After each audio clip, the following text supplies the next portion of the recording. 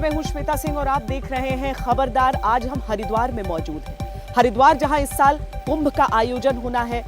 आज यहीं जब कल का सवेरा होगा तो यहीं पर मौनी अमावस्या के लिए लाखों की तादाद में लोग आएंगे, श्रद्धालु आएंगे डुबकी लगाने के लिए। बहुत बड़ी चुनौती एक ऐसे राज्य के लिए जो इस समय एक आपदा से भी जूझ रहा है, तो उससे जुड़ी खबरें भी दिखाएंगे। लेकिन उन सारी चीजों से पहले जरा हम खबरों को खबरदार के लेंस से देख लेते हैं, जिसमें आज हमारा खास फोकस इस बात पर रहेगा कि प्रधानमंत्री नरेंद्र मोदी ने आज सदन में 1.5 घंटे तक मैराथन भाषण दिया।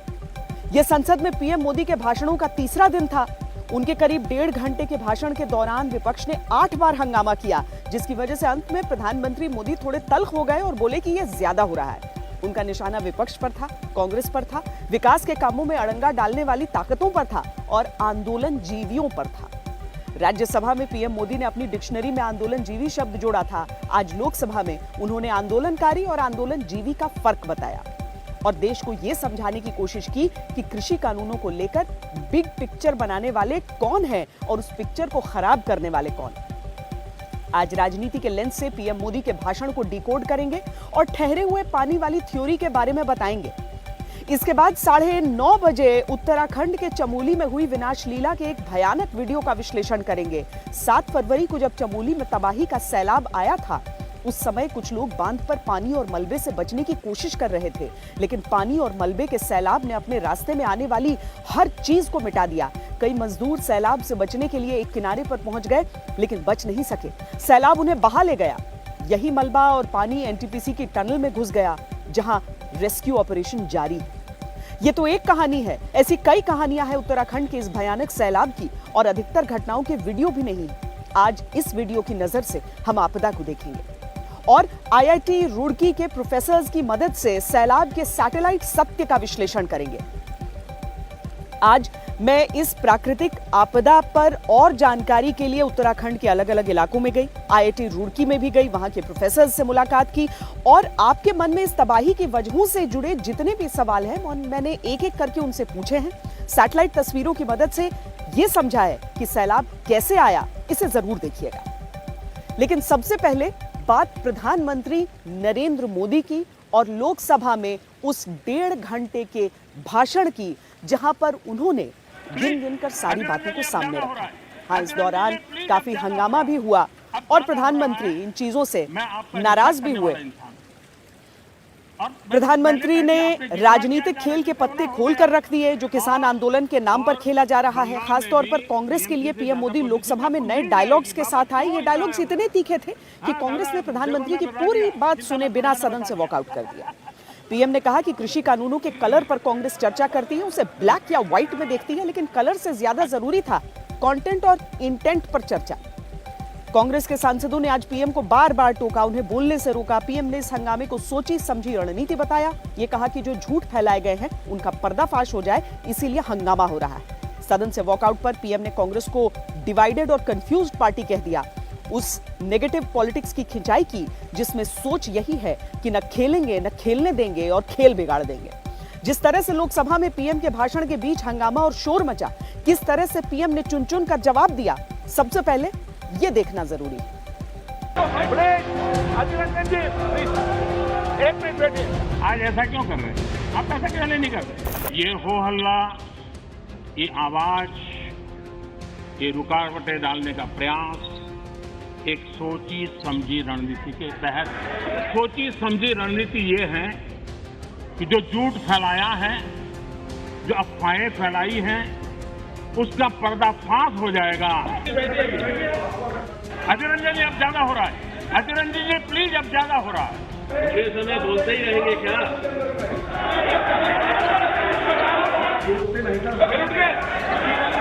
जैसा बाहर करते रहो अंदर भी करते रहो, यही खेल चलता रहा है, लेकिन इससे कभी भी आप लोगों का विश्वास नहीं जीत पाओगे। बाद में समय मिलेगा। ऐसी डिवाइडेड पार्टी, ऐसी कंफ्यूज पार्टी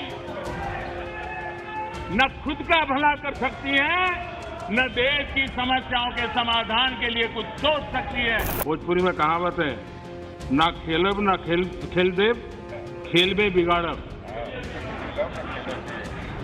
न खेलूंगा न खेलने दूंगा, मैं खेल को बिगाड़ के रखूंगा। एक लाइन में पीएम ने कांग्रेस की किसान पॉलिटिक्स की पोल खोल दी। न खेलेंगे न खेलने देंगे और खेल बिगाड़ देंगे। कृषि कानूनों पर राजनीति का यही तरीका रहा है। जो हुआ ही नहीं उस पर संसद से सड़क तक भ्रम फैलाए गए। ये ऑर्डिनेंस के द्वारा ये तीनों कानून लागू किए गए थे, बाद में पार्लियामेंट में भी पारित हुए। कानून लागू होने के बाद न देश में कोई मंडी बंद हुई है, कानून लागू होने के बाद न कहीं एमएसपी बंद हुआ है। ये सच्चाई है जिसको हम छुपा करके बातें करते हैं, इसका कोई मतलब नहीं है। इतना ही नहीं, एमएसपी की खरीदी भी बढ़ी है। कौन सी सरकारी मंडियां खत्म हो गईं? कहां एमएसपी बंद हो गई? एमएसपी पर खरीद तो बढ़ गई। फिर भी इन्हीं बातों पर 2.5 महीने से खूब राजनीति हुई। आज पीएम ने एक सीधा सवाल पूछ लिया। किसी भी किसान से मैं पूछना चाहता हूं कि पहले जो हक उनके पास थे, जो व्यवस्थाएं उनके पास थी, उसमें से कुछ भी इस नए कानून ने छीन लिया है क्या? इसकी चर्चा, उसका जवाब कोई देता नहीं है। किसी कानून का विरोध तो तब मायना रखता है कि जब वो कंपल्सरी हो। ये तो ऑप्शनल है। आपको मर्जी पड़े यहां जाना है जाइए, आपको मर्जी पड़े वहां नहीं जाना है वहां जाइए। जहां ज्यादा फायदा हो वहां किसान चला जाए। करीब करीब पीएम ने कोई गोलमोल बात नहीं की। हर सवाल का वो सीधा जवाब दे रहे थे। लेकिन कांग्रेस तो जैसे मन बना कर आई थी कि लोकसभा में टोकते रहना है। पीएम के भाषण में बार बार हंगामा किया। जो भी गलत धारणाएं बनाई गई, जो अफवाहें फैला गई, उसके शिकार हुए हैं। लेकिन मेरा पूरा भाषण बोलने के बाद सब कीजिए। आपको मौका मिला था। श्रीमान किसान हमारे कैलाश चौधरी जी ने और हमारे ये समय बोलते ही रहेंगे क्या? माननीय अधीर रंजन जी प्लीज। देखिए मैं कितनी सेवा करता हूँ आपकी। आपको जहां रजिस्टर करवाना था हो गया। पीएम ने पहले तो इस टोका टोकी को मजाक में लिया। मुझे 1 मिनट का विराम देने के लिए मैं आपका बहुत आभारी हूँ। टोका टोकी और शोर बंद होने का इंतजार किया, लेकिन जब बार बार पीएम के बोलने के बीच टोका जाने लगा, नारे लगने लगे, तो पीएम को खुद कहना पड़ा कि अब ये ज्यादा हो रहा है। अधीर रंजन जी अब ज्यादा हो रहा है। अधीर रंजन जी प्लीज, अब ज्यादा हो रहा है। अब ज्यादा हो रहा है। मैं आपका रिस्पेक्ट करने वाला इंसान हूं और मैंने पहले कह दिया, आपने जितना किया जहां रजिस्टर होना हो गया। और बंगाल में भी टीएमसी से ज्यादा पब्लिसिटी आपको मिल जाएगी। बाबा क्यों इतना है? हाँ दादा देखो मैं बता दिया, चिंता मत करो, मैंने बता दिया। अधीर रंजन जी अच्छा नहीं लगता है। मैं इतना आदर करता हूं, आप आज ऐसा क्यों कर रहे हैं? आप ऐसा क्यों नहीं कर रहे? अरे भाई हद से ज्यादा क्यों कर रहे हैं? लेकिन न प्रधानमंत्री की बात मानी गई, न स्पीकर की बात मानी गई, जो चेयर पर खड़े होकर सबको शांत रहने को कहते रहे। कम से कम 8 बार हंगामा हुआ, कानूनों के विरोध में नारे लगाए गए। मैंने इस विषय पर और फिर कांग्रेस ने पीएम को सुने बिना वॉकआउट कर दिया कि पार्टी का राज्यसभा का सबका एक तरफ चलता है और पार्टी का लोकसभा का सबका दूसरी तरफ चलता है। ऐसी डिवाइडेड पार्टी, ऐसी कंफ्यूज पार्टी न खुद का भला कर सकती है, न देश की समस्याओं के समाधान के लिए कुछ सोच सकती है। राज्यसभा में कांग्रेस का बर्ताव कुछ और ही था। पीएम की बातों को यहाँ ध्यान से सुना गया, लेकिन लोकसभा में कांग्रेस का रवैया बदला हुआ था। इसीलिए पीएम ने कांग्रेस को डिवाइडेड और कंफ्यूज्ड पार्टी कहा।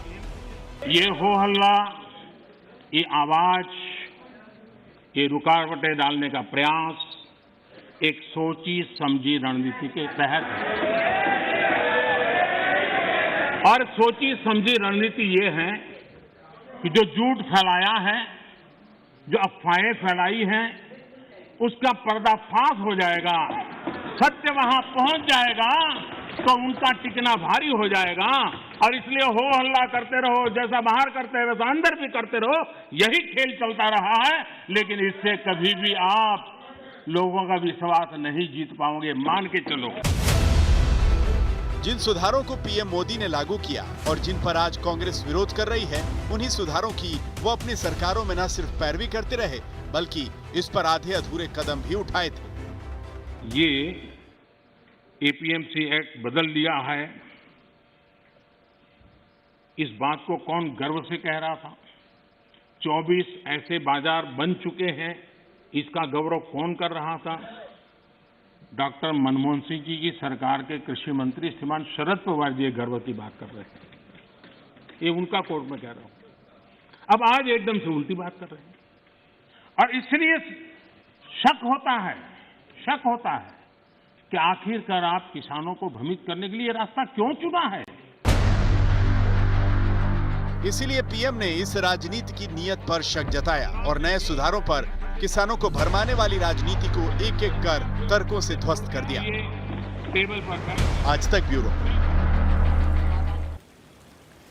प्रधानमंत्री नरेंद्र मोदी संसद में जो कुछ भी बोल रहे हैं उसके जरिए वो सिर्फ एक सियासी आक्रमण नहीं कर रहे हैं, बल्कि वहां पर अपने संबोधन के जरिए वो उन किसानों को भी एड्रेस कर रहे हैं, उन आंदोलनकारियों को भी संबोधित कर रहे हैं जो कृषि कानूनों से सहमत नहीं है और इसीलिए उसके खिलाफ आंदोलन में बैठे हुए हैं लगातार। प्रधानमंत्री उन किसानों को इस संबोधन के जरिए ये समझा रहे हैं कि नीयत सही है सरकार की, अगर कुछ गलतियां लग रही हैं कानून में तो वो उसे बदलाव के लिए तैयार हैं, संशोधन के लिए तैयार हैं। और इसके साथ ही वो ये भी अपील बार बार करते रहे कि सुधारों की आवश्यकता है कृषि के क्षेत्र में और किसानों को खुले मन से इसे देखना चाहिए। ये नए कानून अध्यक्ष जी किसी भी के लिए बंधन करता नहीं है, ऐसे कानून है, उनके लिए ऑप्शन है और जहां ऑप्शन है वहां विरोध के लिए कोई कारण ही नहीं बनता। स्वामी विवेकानंद जी ने जो बात की, जब पुराना सिस्टम हटा नहीं, नया कानून बाध्य नहीं, नए विकल्प देता है, तो विरोध की कोई वजह कैसे हो सकती? ये सवाल पीएम ने सबसे पूछ लिया।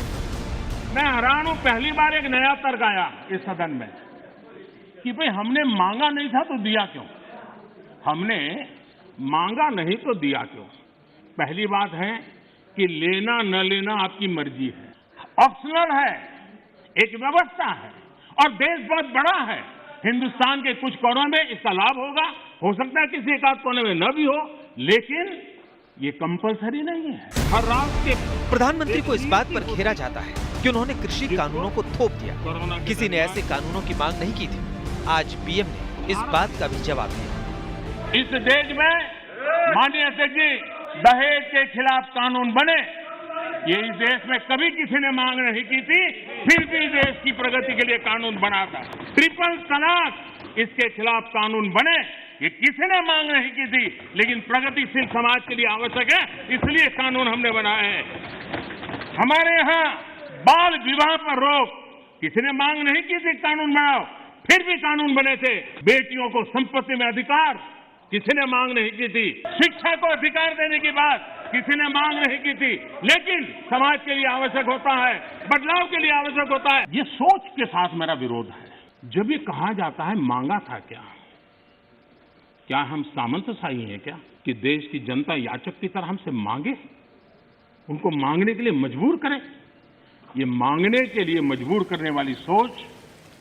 तो किसानों को संबोधित कर रहे हैं, जो नेगेटिव पॉलिटिक्स है उसे टारगेट कर रहे हैं और इसके साथ ही बहुत सारी चीज़ों को घटना बता कर स्पष्ट कर रहे हैं।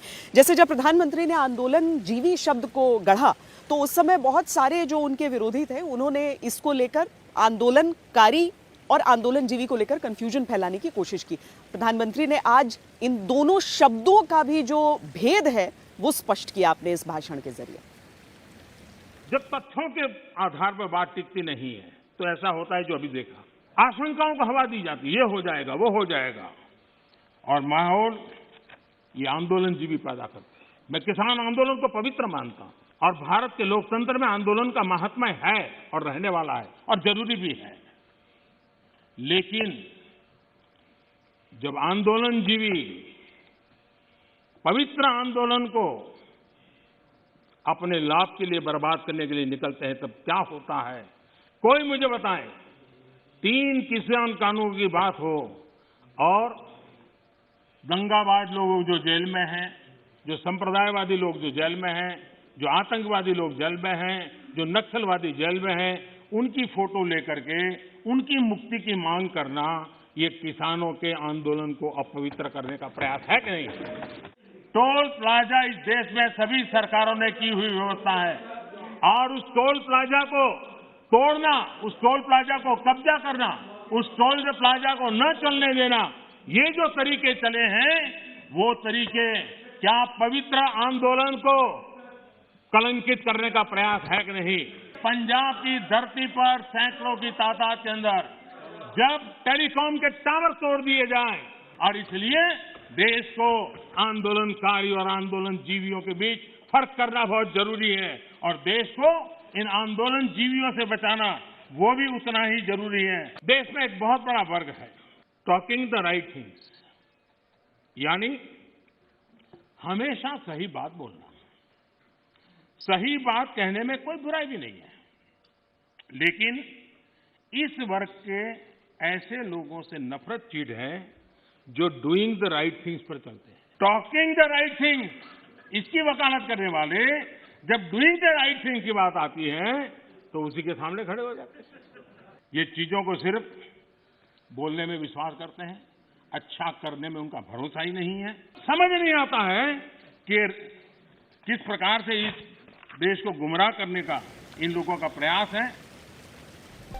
7 फरवरी को चमोली में जो आपदा आई, उसने रास्ते में जो भी आया उसे बहाते हुए ले गई। जो तस्वीरें हैं वो दिल दहला देने वाली।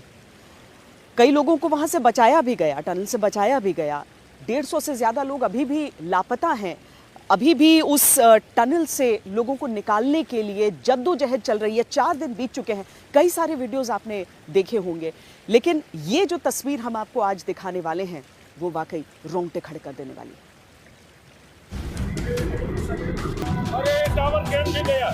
7 फरवरी का ये वीडियो तपोवन में ऋषिगंगा हाइड्रो इलेक्ट्रिक प्रोजेक्ट का है, जिसका एक एक सेकंड रूह कपा देने वाला है। सैकड़ों मीटर की ऊंचाई से 300 किलोमीटर प्रति घंटे की रफ्तार से सैलाब का पानी कहर बनकर बहता हुआ आया और तपोवन प्रोजेक्ट को अपनी आगोश में ले लिया। प्रोजेक्ट में काम कर रहे 8 से 10 मजदूरों ने मलबे और पानी के सैलाब के रूप में अपनी तरफ आती मौत को साक्षात देखा। वो अपनी जान बचाने के लिए बांध के ऊपर भागकर चढ़े, लेकिन सैलाब इतना भयानक था कि इसके आगे बांध की कोई हैसियत नहीं थी। सैलाब की एक ताकतवर लहर बांध और इन लोगों को बहा ले गई।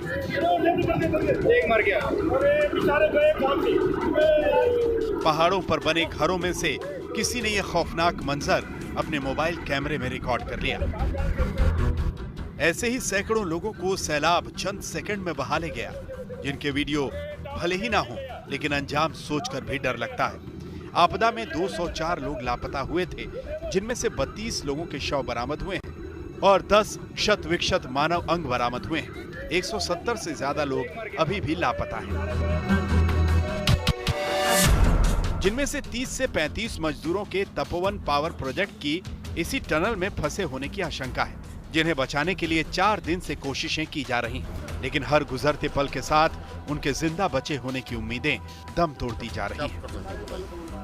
बड़ी संख्या में धीरे धीरे जो परिजन हैं, जो आसपास के लोग हैं, वो यहाँ इकट्ठा हुए हैं। उनमें इस बात को लेकर भी रोष है कि यहाँ पर प्रशासन से पूरी मदद नहीं मिल पा रही है। मेरा भाई टनल के अंदर है और भी जितने भी लोग बैठे हैं, इनके सबके परिवारजन कोई न कोई वहाँ फंसा हुआ है।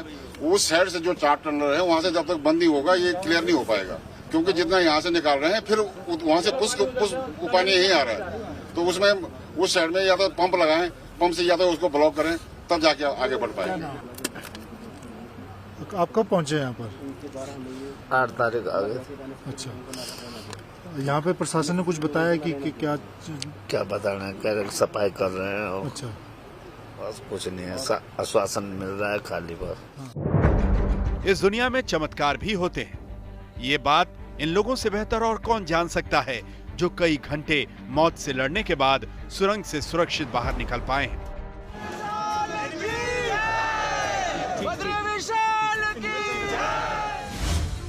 लेकिन राकेश भट्ट जैसे कई ऐसे लोग हैं जो चमत्कारिक तरीके से बच गए, लेकिन मौत की सुरंग में बिताए 7 घंटों को वो 7 जन्म भी नहीं भुला पाएंगे। आप लोगों को कोई संकेत मिला था कि ऐसा कुछ आवाज हुई हो या कुछ शोर कहीं से सुनाई दिया हो, कुछ ऐसा कुछ आइडिया लगा था उस समय जब आप लोग भीतर थे? 300 मीटर अंदर थे, सिर्फ जब मैं पीछे आने लगा तो एक आवाज आई कि भागो, बाहर आओ, बाहर आओ। लेकिन पानी की आवाज नहीं आई? पानी की नहीं आई, आवाज आई बाहर आओ, बाहर आओ। फिर हमारे कान बंद हो गए थे, कुछ पता कैसे हुआ, कान बंद हो गए, कुछ सुनाई नहीं दिया अंदर।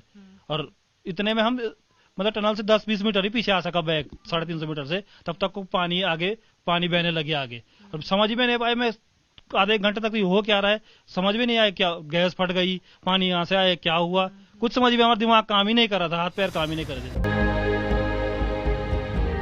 सैलाब से सिर्फ ये पहाड़, ये बांध, ये मकान ही नहीं टूटे, बल्कि इस त्रासदी में जान गंवाने वाले और लापता होने वाले लोगों के परिजनों पर दुख और दर्द के पहाड़ भी टूटे हैं और अब उनके सब्र के बांध भी टूट रहे हैं। जोशीमठ से मीनाक्षी कंडवाल और मंजीत नेगी के साथ आज तक ब्यूरो।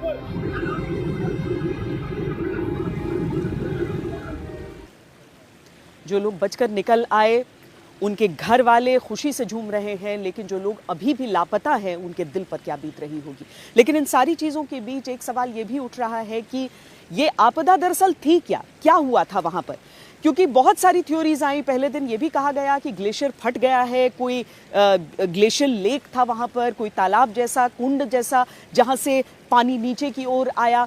इसके अलावा ये भी कहा गया कि क्या जो हाइडल पावर प्रोजेक्ट्स वहाँ पर बनते हैं उनमें जो उनके निर्माण के लिए जो एक्सप्लोजन्स होते हैं उसका असर तो नहीं पड़ा। एक तीसरा सवाल ये भी हुआ कि क्या एवलांच है, यानी कि हिमस्खलन है, या फिर किसी भी तरीके से वो मलबा है जो टूटकर वहां से गिरा है। तो ये सारी थ्योरीज में से सच्चाई क्या है, इसे जानने के लिए वैज्ञानिकों की कई टीमें लगी हुई हैं। कुछ टीमें ऐसी जो वहां पर इस समय हैं, लेकिन उस खास जगह तक पहुंच पाना बहुत मुश्किल है, वहां हेलीकॉप्टर्स भी नहीं पहुंचते हैं ताकि कुछ सैंपल्स वगैरह लिए जाएं। दूसरी चीज जो हो रही है, अलग अलग इलाकों में वैज्ञानिकों के ग्रुप उसे स्टडी कर रहे हैं। IIT रुड़की ऐसी ही एक जगह है, मैं आज वहां पर पहुंची थी और बहुत सारे ऐसे सैटेलाइट इमेजेस दुनिया भर की अंतर्राष्ट्रीय एजेंसियों से लेकर भारत की एजेंसियों के पास हैं, जिनका विश्लेषण हो रहा है, आकलन हो रहा है। तो वहां पर मैंने ग्लेशियोलॉजी के एक एक्सपर्ट से बातचीत की है और जाना है कि इसमें से सच क्या है। अमूमन कोई भी आपदा होती है तो उसकी वजह हमेशा साफ रहती है, लेकिन उत्तराखंड के चमोली में जो कुछ हुआ है उसे लेकर अभी भी गहन अध्ययन जारी है। वहां पर वैज्ञानिकों की पूरी टीम पहुंची है और बाकी सभी जगहों पर भी इस बात पर रिसर्च चल रही है कि हुआ क्या था। बहुत सारी थ्योरीज हैं। हम इस समय उत्तराखंड के रुड़की पहुंचे हैं। रुड़की में IIT, जो कि यहाँ की प्रीमियर संस्था है, न सिर्फ यहाँ की, समूचे देश की। और हम यहाँ पे प्रोफेसर अजंता गोस्वामी से ये जानने की कोशिश करेंगे कि अलग अलग जो थ्योरीज हैं उनकी हकीकत क्या है। प्रोफेसर अजंता, अगर एक एक करके मैं जानना चाहती हूं आपसे, सबसे पहली चीज ये कि क्या वाकई ग्लेशियर का एक हिस्सा टूटा था, इस चीज पर आप लोग क्या सोच रहे हैं? जी श्वेता जी, एक्चुअली बहुत सारे थ्योरीज आ रहे हैं और अभी भी कोई भी थ्योरी अब तक कंक्लूसिव नहीं है कि उस दिन क्या हुआ था। मैं आपको कुछ एविडेंसेस दिखाऊंगा जो मुझे लगता है सैटेलाइट इमेज से जो हुआ था। तो पहला थ्योरी आप जो कह रहे हैं कि क्या वो ग्लेशियर लेक आउटबर्स्ट फ्लड है या फिर ग्लेशियर वाला कोई झील के टूटने के कारण हुआ या फिर वो ग्लेशियर के टूटने के कारण हुआ है। तो अगर हम देखते हैं तो ये जो 3 कैचमेंट है, ये सरस्वती कैचमेंट है, ये धौलीगंगा कैचमेंट है और ये ऋषिगंगा। जो इवेंट हुआ था वो ऋषिगंगा कैचमेंट में हुआ था और ये उसका प्रोबेबल जो है लोकेशन है जहां स्टार्ट हुआ था। ये रेनी विलेज है और ये तपोवन हाइड्रो पावर प्रोजेक्ट है। तो पहला थ्योरी जो आप कह रहे हैं कि ग्लेशियर लेक आउटबर्स्ट फ्लड वाला थ्योरी है, उसको अगर हम देखें तो इस बेसिन में अगर हम नजर डालते हैं इस साइड में, ना कि इस साइड में, तो यहां जो है एक लेक यहां पे है, इस लोकेशन पे है, जो कि रेनी विलेज से करीब 30 किलोमीटर दूरी पे है। और ये फिलहाल मुझे इंटैक्ट नजर आ रहा है सैटेलाइट इमेज में। यहां मुझे कुछ भी नजर नहीं आया कि कुछ हुआ है। और ये एक ही लेक है, जो अगर ग्लोव की थ्योरी हम कर रहे हैं तो जी हाँ, मतलब एक ही ग्लेशियर लेक है जो एक प्रोबेबल आसपास, नहीं लेक्स तो है लेकिन जो प्रोबेबल आसपास लेक है जो यही है, हमें लग रहा था, लेकिन इसमें ये इंटैक्ट है। बाकी ग्लेशियर के ऊपर बहुत छोटे छोटे लेक्स होते हैं जिसको हम सुप्रा ग्लेशियर लेक्स भी कहते हैं। उनके भी फटने की हमें कोई नजर यहाँ पे हमें एविडेंस मिला नहीं है। उसका रीजन ये है कि एक विंटर सीजन है। विंटर सीजन में सारे लेक्स या तो वो फ्रोजन है, बर्फ में कन्वर्ट हो गया है, या फिर वो पार्शियली फ्रोजन है, हाफ जो है बर्फ और पानी का मिक्सचर है। लेकिन कोई भी यहाँ पे जो है, और उसका ट्रिगरिंग मैकेनिज्म अलग अलग होता है कि वो अर्थक्वेक के कारण हो सकता है, एवलांस के कारण हो सकता है, या कोई और कारण से हो सकता है। तो हमें कुछ भी यहाँ एविडेंस मिला नहीं कि ऐसा कुछ यहाँ पे हुआ है। जो एविडेंस हमें मिला है वो इस इमेज में हमें मिल रहा है, वो ये है कि यहाँ पे आपको एक जो है प्लूम का जो है पैच नजर आ रहा है, जो कि एक डस्ट प्लूम की तरह। 7 तारीख सुबह 10:30 बजे। करेक्ट जी। तो ये प्लूम हमें नजर आ रहा है। उसका मतलब ये है कि पूरे बेसिन में और कुछ है नहीं, यहीं पे है जो भी है। तो स्टार्टिंग शायद यहां से हुआ है और फिर ये इस कोर्स में मूव किया है और ये इधर गया है। अगर हम उसी को हम 7 तारीख की ही 10:58 AM में हम देखते हैं, करीब 20 मिनट बाद, तो यहाँ पे जो है वो क्लैरिटी आ गया, यहाँ पे कोई प्लूम नहीं है, प्लूम यहाँ पे अब है, इस जोन पे है। तो उसका मतलब है कि 20 मिनट में यहाँ पे जो है वो सेटल डाउन हो गया है और ये आगे की तरफ मूव कर रहा है। तो ये है कि करीब 10 से 10:30 बजे के बीच में कुछ हुआ था, जिसके कारण ये पूरा इंसिडेंस हुआ। अब क्या हो सकता है जी?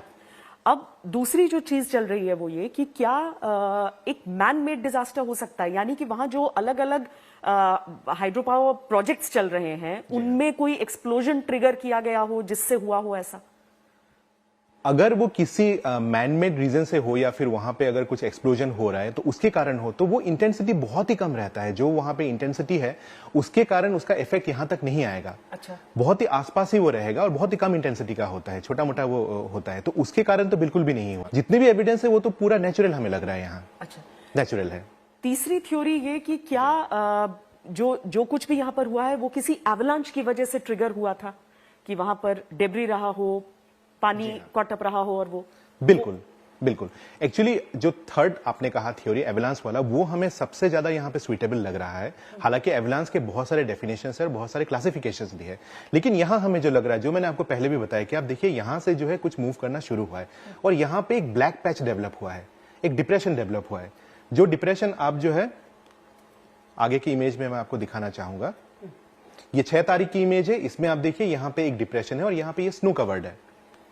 7 तारीख की इमेज में देखिए यहाँ पे ये खाली नजर आ रहा है, ये बिल्कुल ही एम्प्टी है।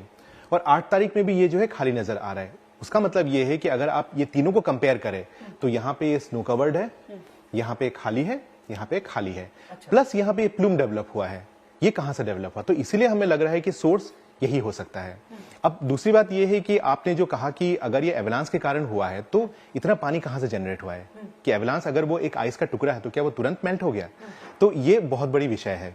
तो ये कुछ इमेज में आपको पहले से दिखाना चाहूंगा। ये 21 जनवरी की इमेज है। यहाँ आप देख सकते हैं कि कुछ हद तक बर्फ है। फिर आप आगे देखिए 3 तारीख की इमेज है, 3 फरवरी। तो यहाँ पे जो है क्लाउड है प्लस कुछ बर्फ है। 4 तारीख तो बहुत ज्यादा बर्फ है यहाँ पे। अच्छा। 5 तारीख भी यहाँ पे काफी बर्फ नजर आ रहा है। 6 तारीख को भी लगभग वही सिनेरियो है। तो ये 4 की जो तस्वीर हमने देखी थी वो फ्रेश स्नोफॉल जैसा दिख रहा है। यस, फ्रेश स्नोफॉल जैसा दिख रहा है यहाँ पे। और ये जो है 5 तारीख को भी यहाँ पे दिख रहा है, 6 तारीख को भी यहाँ पे दिख रहा है। और अगर आप 7 तारीख की इमेज देखेंगे तो यहाँ पे जो है यहाँ ये खाली हो गया है पोर्शन, प्लस यहाँ पे एक गैप आया है। तो ये है कि वहां पे शायद स्नो एक्यूमुलेट हुआ था या फिर वो काफी दिनों से वो डिस्टर्ब था वो एरिया, और उसके कारण वो चंक मूव कर गया। क्योंकि चंक मूव कैसे करता है, ये एवलांस कैसे आता है? एवलांस के बहुत सारे रीजन है। मैं बिल्कुल लेमन की लैंग्वेज में अगर कहूं तो कोई भी एक स्लोप है, उस स्लोप में कुछ भी मटेरियल है, वो मटेरियल तब तक नहीं मूव करेगा जब तक उसके एंगल ऑफ रिपोज जो है डिस्टर्ब नहीं हुआ। एंगल ऑफ रिपोज मतलब मैक्सिमम एंगल जिसमें वो सामान वहां पे रह सकता है। जैसे उसके ऊपर कुछ ज्यादा मटेरियल आ गया तब वो मूव कर सकता है। दूसरा थ्योरी ये हो सकता है कि अगर यहाँ नीचे थोड़ा सा वो वेटनेस है, कि वाटर है, वेटनेस है, लुब्रिकेंट है, तब वो मूव कर सकता है, या उस तरह से, या फिर टो कटिंग हुआ तब वो मूव कर सकता है। तो बहुत सारे थ्योरीज है जिसके कारण वो मूव कर सकता है। अब हमें एग्जैक्टली नहीं पता है, ये मॉडल करने के बाद ही पता चलेगा कि ये नीचे क्यों मूव किया है, अगर ये मूव किया है तो। और अगर ये कितना बड़ा हिस्सा आपको लग रहा है? ये लगभग 1 स्क्वायर किलोमीटर से कम है। अच्छा। जो अब तक काफी लोगों ने जो कहा है वो हमने जो देखा है 1 स्क्वायर किलोमीटर से कम है। तो अब ये है कि अगर सिर्फ बर्फ और आइस और डेब्रिस वहां पे जो 45 या 40 डिग्री के स्लोप में मूव करके नीचे टकराया है, तो अचानक पानी कहां से आया है? क्योंकि पिघलने में टाइम लगता है। तो हमें जो लग रहा है कि जब भी कोई ग्लेशिएटेड एरिया है, उस पूरे एरिया में apart from snow and ice वहां कुछ वाटर के पॉकेट्स भी होते हैं। अच्छा। जो कि फ्रोजन है या सेमी फ्रोजन है। तो यहाँ पे ये वाटर के पॉकेट्स है कुछ जगह। तो जैसे ये यहाँ पे टकराया है, तो आप इसको एनालॉजी को ऐसे समझिए कि एक टोमेटो के ऊपर अगर आप पत्थर डाल देंगे तो जिस तरह से उसमें से रस जो है स्प्लैश करेगा, समथिंग लाइक दैट। ये यहाँ पे जब टकराया है तो यहाँ पूरे जो है एक बड़े रीजन में उसने इंपैक्ट किया, और वहां जहां भी वाटर के पॉकेट्स है वो इकट्ठा होकर जो है मूव करने लगा। तो उस वाटर के साथ जब वाटर है वो जब मूव कर रहा है तो उसके साथ डेब्रिस भी आ जाएंगे या मलबा आ जाएंगे, फिर स्नो के कुछ पोर्शंस आ जाएंगे और कुछ आइस के चंक्स भी आएंगे। तो सारा मटेरियल एक मिक्स होके, एक स्लरी होके फिर ये नीचे बह गया, क्योंकि ये स्लोप काफी ज्यादा है, ग्रेडियंट ज्यादा है, और ये फिर आगे चल के रेनी विलेज एंड देन तपोवन जो है वहां तक ये इम्पैक्ट करता गया।